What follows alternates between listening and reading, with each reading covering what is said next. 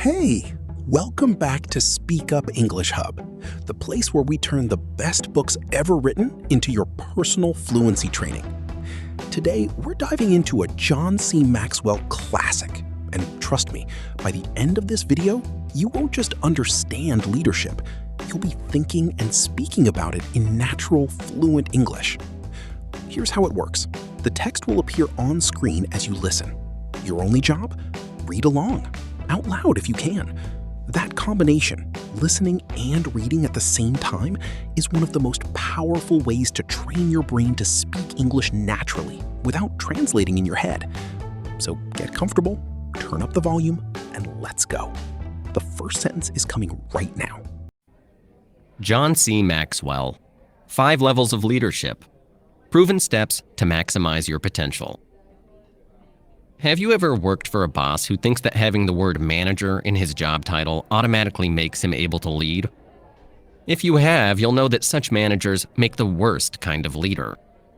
The best leaders recognize that a position of authority is just one step on the path to becoming a great leader. They know that great leadership means always developing new skills. These blinks show you the ladder you have to climb if you want to be that great leader, including 5 steps you must take on the way. Position, permission, production, personal development, and the pinnacle. If you make it up these 5 steps, you'll become the type of leader that anyone will follow. Follow the 5 levels of leadership to become a true leader with a lasting impact. If you've ever had the pleasure of working under a great boss, you already know that having an inspiring leader can make a world of difference. Great leaders have the vision. That is, the ability to navigate a dynamic, fast-changing business world. A modern company is like a sailboat on a stormy sea. Like the captain, the leader knows how to navigate the stormy waters and chart the course to get to where you're going.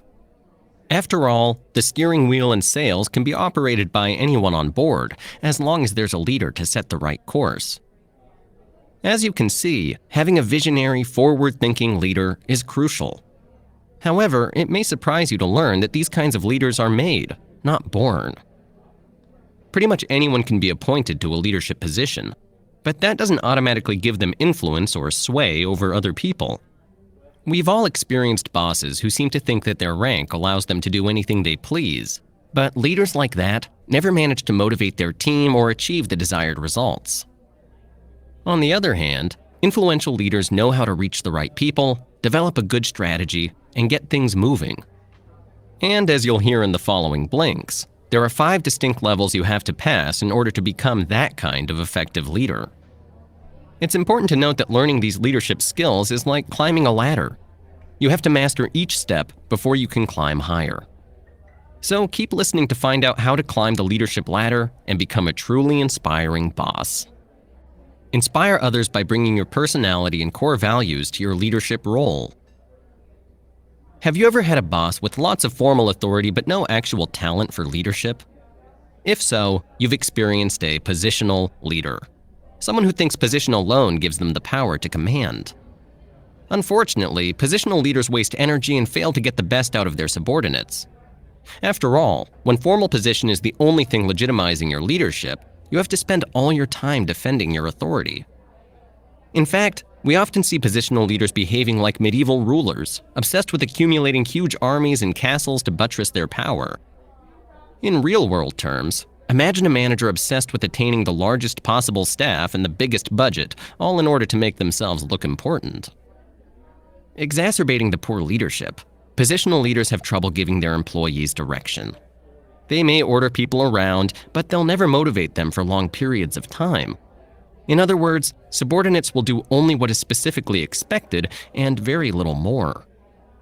The lesson here is that instead of seeing position as your only goal, you should see it as a starting point. It's a chance to develop your own way of leadership and create lasting influence. Here's another way to think about it.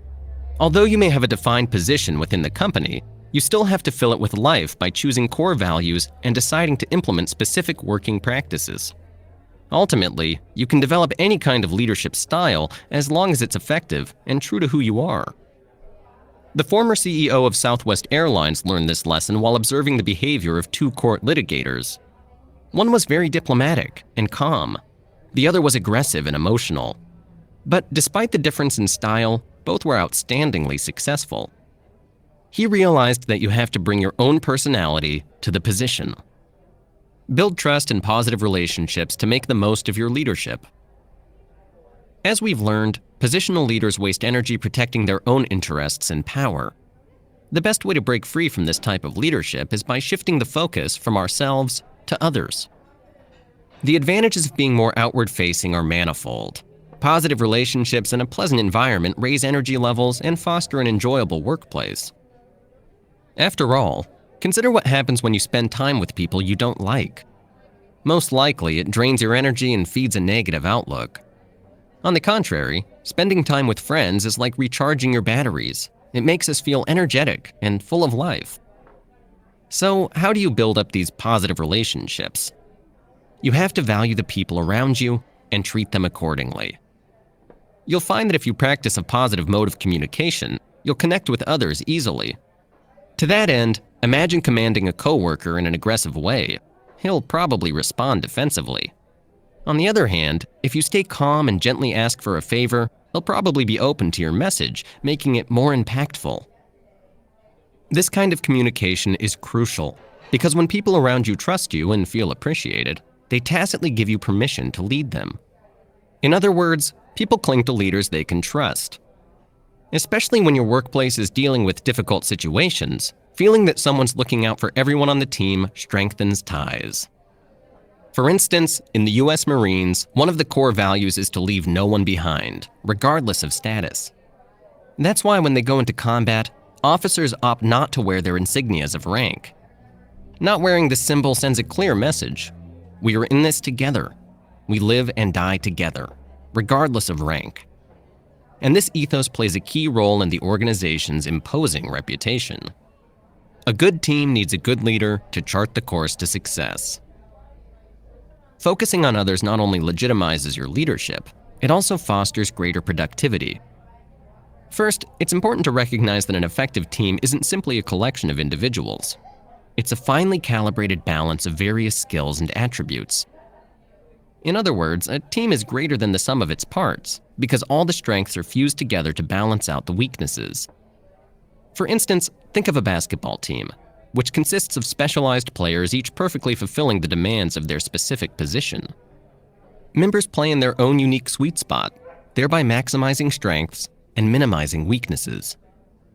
This kind of collaborative action is also well suited to solving complex problems.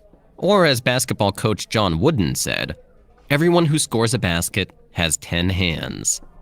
Meaning, each time an individual player scores, it's thanks to his teammates' contributions. But, of course, every good team needs a good leader. Someone who ensures that everyone's working together and heading in the right direction. And that leader is also responsible for identifying strengths and weaknesses. Bringing back the basketball analogy, you have to put your best defensive players in defense and the best attackers in offense. Furthermore, it's crucial for the team that the leader never loses sight of the big picture and charts a course toward the final destination. After all, even in sports, the final goal isn't so easy to identify. As in business, succeeding at basketball is way more complex than just winning the game. The coach has to ask himself, what strategy should we expect from the opposing team? What's their Achilles heel? How can I prevent the team from overexertion to save some energy for upcoming tournaments? In the business world, the leaders have to ask the same questions. Set an example for others and get the ball rolling by creating a wave of momentum. Change isn't easy, and that's why many of us prefer to live in the comfortable land of the status quo. But impactful leaders are different. They must know how to roll up their sleeves and get things moving. After all, a leader sets an example through his own actions. So if you perform aggressively or reluctantly, this attitude will translate into poor team performance. But if you show enthusiasm and drive, people will follow suit.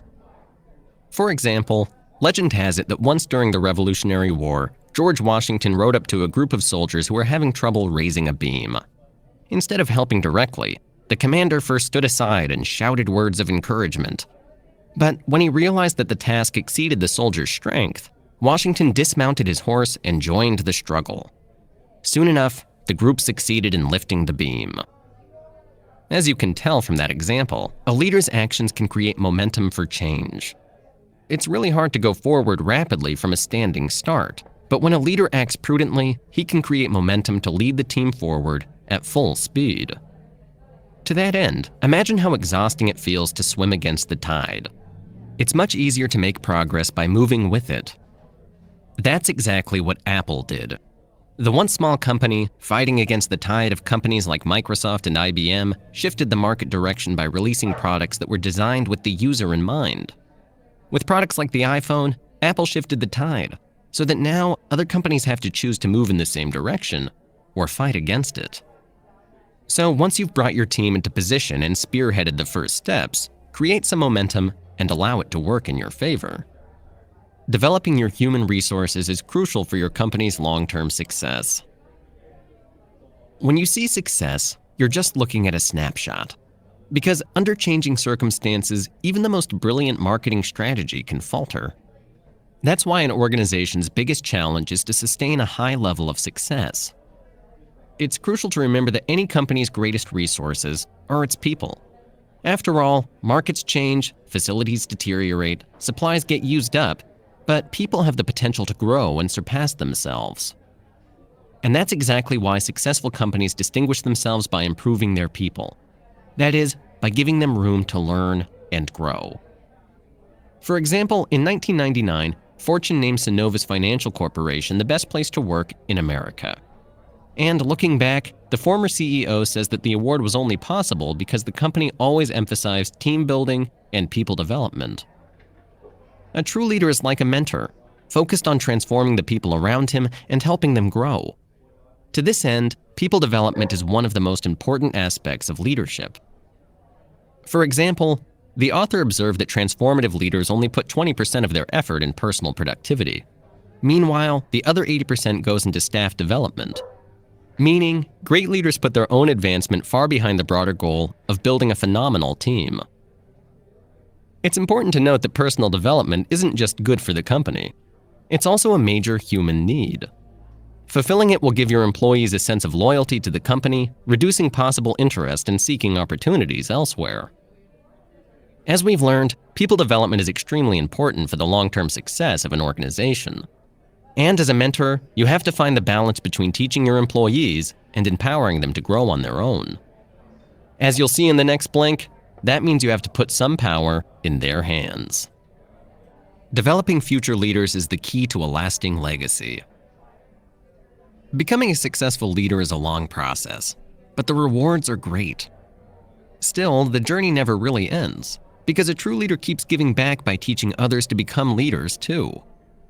There are a few reasons why that's important. First, having just one leader creates an organizational bottleneck. In other words, when just one person makes all the decisions, the rest of the company becomes passive and dependent. To demonstrate that point, the authors compare traditional leadership models to a herd of buffalo. Instead of blindly following a head buffalo, truly effective organizations are organized like a flock of geese, flying in a V formation and continually rotating who is at the head to oppose the wind. Here's another reason having just one leader doesn't make sense. When that person quits, how can anyone else be ready to take on the load? Before that time comes, it's crucial to create a culture of leadership within the organization and empower team members to become leaders themselves. How? First, invite your employees to sit down at the leadership table. Backed by trust and provided with a range of autonomy and responsibility, employees ready to lead can emerge.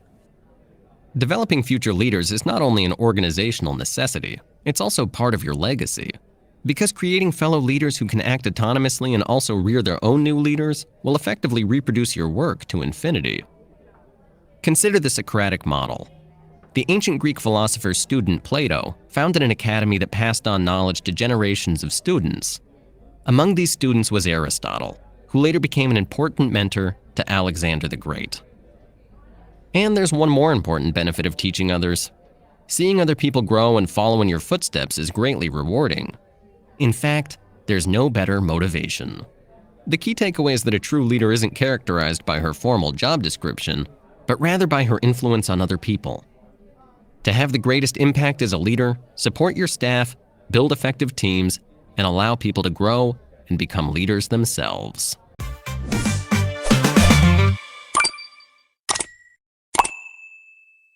Thanks for being with us.